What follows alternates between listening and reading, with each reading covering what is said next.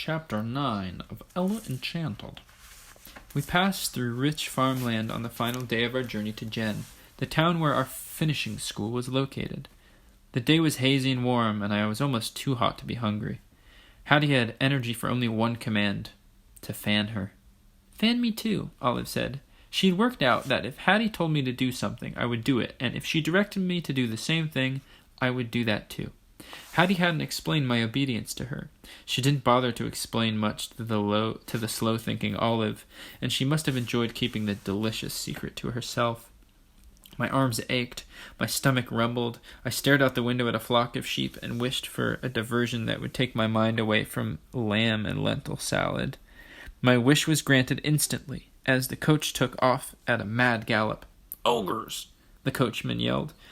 A cloud of dust hid the road behind us. Through it I made out a band of ogres kicking up the dust as they chased us. But we were outdistancing them. The cloud was receding. "Why do you run from your friends?" one of them called. It was the sweetest voice I ever heard. "We bear gifts of your heart's desire. Riches, love, eternal life." Heart's desire? Mother, the ogres could bring her back from death. Why were we tearing away from everything we most wanted? "Slow down," Hattie ordered unnecessarily. The coachman had already reined in the horses. The ogres were only yards behind us. Untouched by their magic, the sheep were baaing and bleating their fear. Briefly, their noise covered the honeyed words, and the spell broke. I remembered that ogres couldn't revive Mother. The horses were again whipped to a gallop, but the ogres would be beyond the sheep in a minute, and we'd be at their mercy again.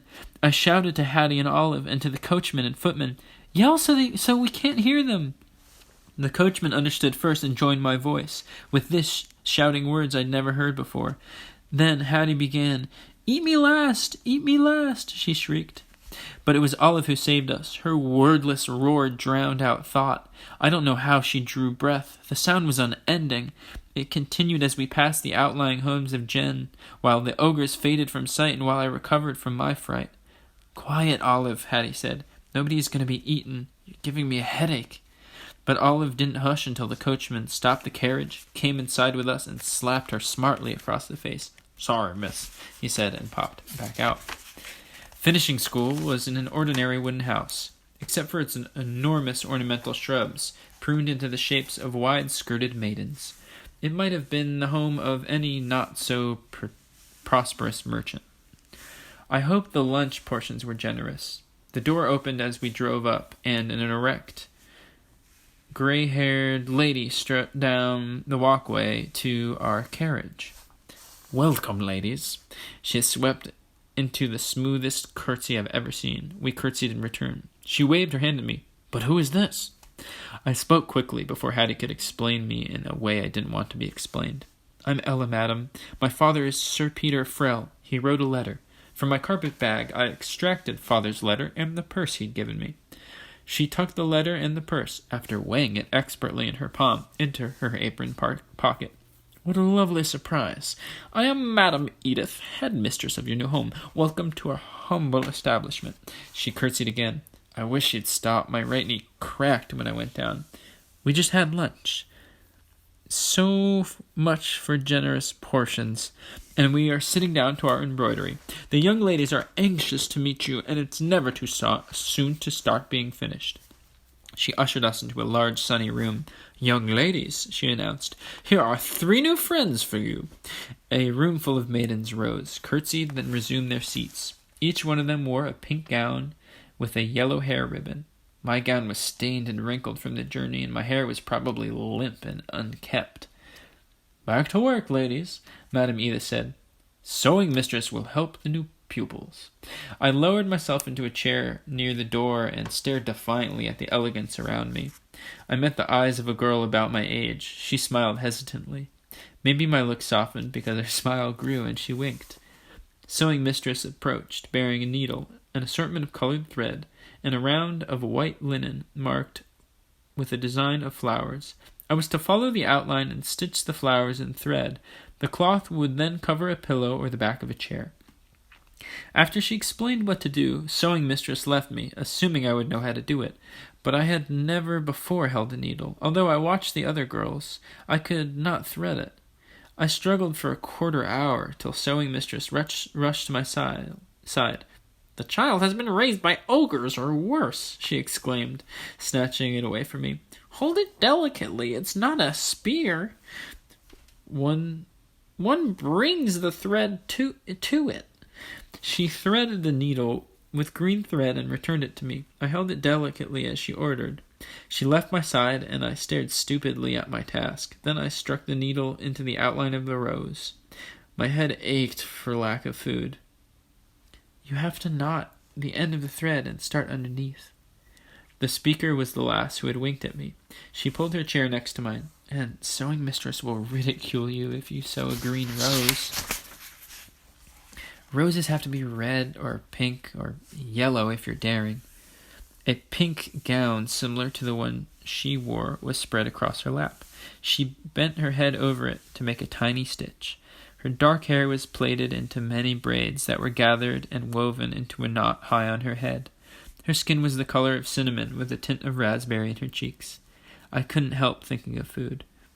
Her lips curved up naturally, giving her a pleased and contented air. Her name was Arida. Or Arida. I'm going to call her Arida. Her name was Arida, and her family lived in Amanta, a city just over the border of Ayortha. She spoke with an Ayorthan accent, smacking her lips after the letter M and pronouncing her L's as Y's. Abensa Tayu Nja Bensu. I hoped this was Ayorthan for "I'm pleased to meet you." I had learned it from a parrot. She smiled at me ecstatically. "Ubensu, ukakmo Ayorthia?" "I only speak a few words," I confessed. She was miserably disappointed. "It would have been so nice to have someone to talk to in my language." "You could teach me." "Your accent is good," she said doubtfully, "but writing mistress teaches Aorthian to everyone and no one has picked it up at all." "I have a knack for languages." She started to teach me right then. Once heard, always remembered is the way with languages and me. By the end of an hour, I was forming short sentences, and what did I say I was going to call her? Arida was delighted. "Utio ubensu edteme uigento?" I asked. "Do you like finishing school?" She shrugged. "You don't? Is it terrible?" I asked, reverting to Kyrian. A shadow fell across my neglected sewing. Sewing mistress picked up my pillow cover and announced dramatically, "3 stitches and all this time. 3 vast, messy stitches like 3 teeth in a toothless gum. Go to your room and stay there until it's time for bed. No supper for you tonight." My stomach growled so loudly the whole room must have heard it. Hattie smirked at me. She couldn't have planned it better herself. I wouldn't add to their pleasure. "I'm not hungry," I announced. "Then you may do without breakfast as well for your impertinence." That is the end of Chapter 9 of Ella Enchanted. You know what I'm going to say. Here's the deal. I can't get paid for any of the work that I put on YouTube unless I have 1,000 subscribers, which is kind of a lot. But if you're enjoying this, just toss me a subscribe. You can ignore all my videos. I don't know. That would be terrific. Help me out, please. I hope you're having a good day. Love you, bye.